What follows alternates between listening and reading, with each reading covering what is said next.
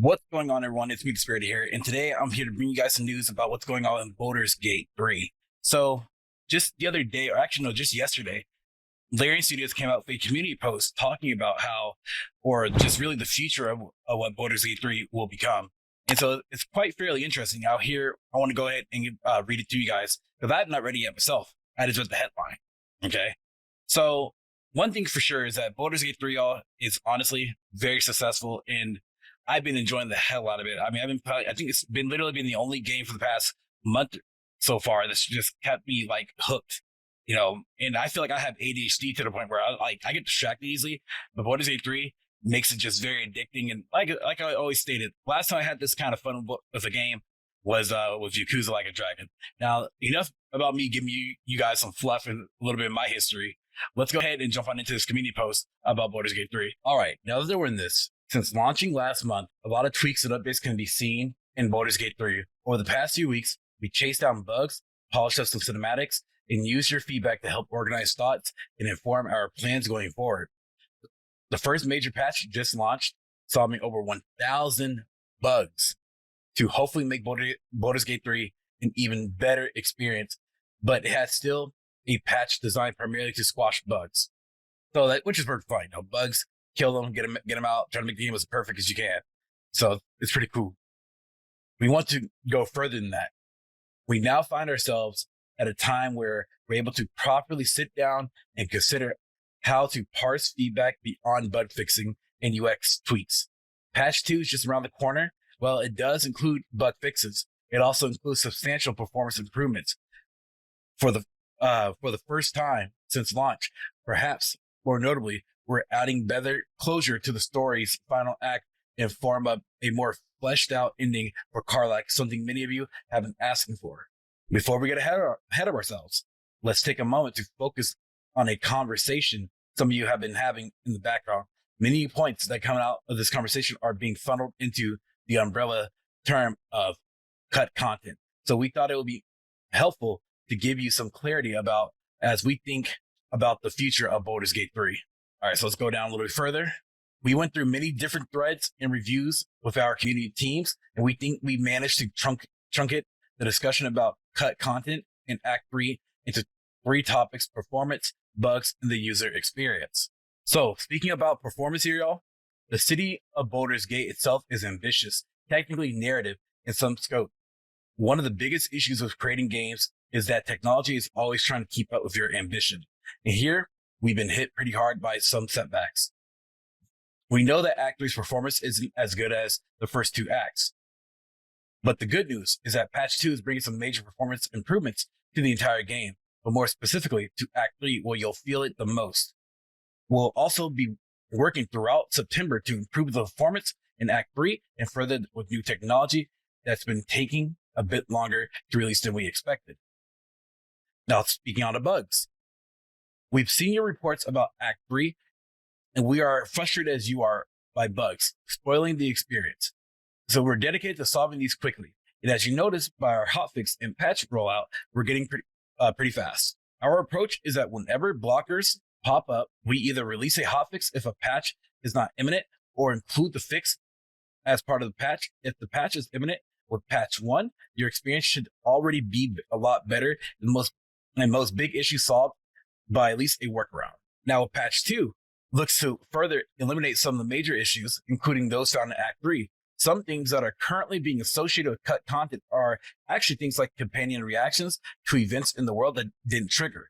These are being solved, where it seemed to be loose ends, we're tying them up. Okay, so now we're going to be going over the user experience. The UX covers a lot of things, from how it feels to play the game to how you feel when you're playing it. Baldur's Gate 3 is a game 3 years in early access and 6 years in the making, meaning many of the building blockers or ideas, tests, or however you want to refer to the junk data that falls outside of what we ship with can and is being data mined, and that's okay. But it's important to understand not every building block in the giant box of Lego is needed to create an experience we ultimately envisioned and intended over the years of iteration. We've seen 3 types of complaints that are being referred to as cut content. The first reference content that actually doesn't properly trigger because of a bug. For instance, some of Mithra's reactivity We located what's causing that, and we're working on it. Expect to fix it soon. The second is about the epilogue. What's been data mined is not really cut content, but content that we didn't want to release because we didn't think it worked. And we're pretty strict with ourselves in our ideas. If it isn't good, it's not going to be fun to play. It doesn't make it into the game. One of the reasons why we trimmed the epilogue is because we were afraid the ending cinematics were becoming too long and would detract from the epicness of the experience. But clearly, not everyone agrees with us, so we're going to do something about it. So keep this in mind. I don't really mind the game being like the epilogue being cut. I mean, I actually would rather have a long epilogue because that gives me more like information about how the ending is going to come out and stuff. You know what I'm saying? That's just me though. We started expanding the epilogues. You'll see the first results of that in patch 2 with the addition of a new optional ending with Karlach. It's fiery, poignant, and gives her the ending she deserves. And the third is about things we actually didn't plan for, and for those we once considered but ultimately didn't do. It always our intention for the Upper City to be an epic cinematic epilogue, bringing the story of Baldurs Gate 3 to a close. But we didn't talk about that in advance because it would have been a major spoiler. We feel confident that there's enough content in Baldurs Gate 3 in the city itself, clocking in weeks-long playthroughs at a time. But that's not to say that Baldurs Gate 3 didn't see cuts just as every game. It's just important to know that what ultimately shipped was planned long ago and functioned primarily of making Baldurs Gate 3 fun to play, not for us to close development quickly. Baldurs Gate 3 is a game with many release dates, and despite us moving its launch up by around a month, it's still a couple years late. It was late because we grew teams, ambition, and ideas in function of it being the best it could possibly be. Thankfully, not every idea makes it into the final launch. It wouldn't be the game you enjoy if they did. That's honestly fine. I mean, I get it. I get what they're going for, so it's not bad or anything of the sort. So, but yeah, I get it though. I honestly get it. We're happy that Baldurs Gate 3 has resonated with many of you, but we'll never take that for granted. We're committed to tying up loose ends, fixing the remaining bugs, and improving things we see they could and should be improved. So what can you expect from us in the future?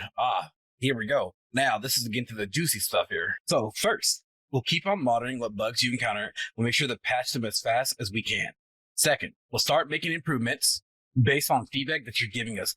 Baldurs Gate 3 means so much to a great deal of you, and in turn, that means the world to us. We love this game. We're not done with it yet. Welcome to your feedback, your threads, and also your words of encouragement. So the first thing that they're going to be adding here to the game is Wither's Wardrobe of Wayward Friends, which we hope to launch very soon. It is an example of us integrating your feedback. This feature allows you to get rid of co-op party members who join your campaign, so you can continue without them.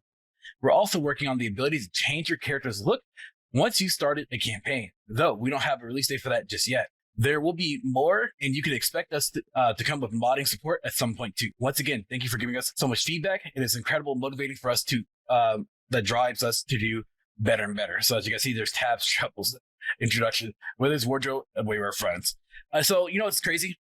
Here, let me go to the big screen real quick. What I wanted to say was there are like many changes that I would like for Larian to do for Baldurs Gate 3. You know, one of them is this one like sound kind of weird, but it's with like companions, right? Because, you know, a lot of the companions are like tied into the story for the most part. So I would like for them to do some type of inclusion to where you don't have to like feel like you're forced to take in a companion. You kind of get what I mean? Like on into the story and whatnot. So example here, let's say, I know spoilers, beware by the way, like you have to go to the Githyanki Kresh with Lae'zel, you know, that'll bring her story. But then let's say you don't want to bring her and they just kind of like add it, like kind of like weave it on in and say, we knew of this, I don't know, Githyanki or something like that. I don't know, just kind of like interweave the storyline with each companion or whatnot, you know? Because then once you get towards the ending of the game, you don't want to be like, well, this person's ending sucked because you didn't bring this person to XYZ. You know, you kind of get what I mean? Or, I mean, you could do the Divinity way and kill all your companions once you meet them. I mean, that's something that you can do too. That's just one thing I wish they could change. Another one would possibly be, I mean, they're already adding in, you know, the remove companions, which is nice, which is very nice, would be to make Tactician mode at least a bit harder, at least a bit more challenging. Like, I don't want to say like Divinity Original Sin 2 challenging, but actually, no, scratch that. Yeah, make it about Divinity Original Sin 2 challenging. Make it something like that, you know, and then a couple of quality of life stuff, you know, like giving everybody, like opening up everyone's inventory at the same time, or no, being able to open up a companion's inventory without them being, if they're not in your party, you know, so you don't have to like go talk to somebody, get rid of them, then come back, And also, if you want to just bring somebody out of your party, you don't have to go through the whole conversation of you just say, hey, well, I got to let you go, XYZ. I mean, I get it, but, that's something that's just shouldn't have to do every single time. But let me know what you guys think in the comment section below. How do you guys feel about the future for Baldurs Gate 3? Are you guys excited for it? What kind of changes are you guys looking forward to? Thank y'all for watching. Thank y'all for support. All you guys do. I'll see y'all for the next video. Peace out. Much liberty. Have a good one, y'all. If you guys enjoyed this video, please leave a like and also hit the bell notification down below. Thanks for watching.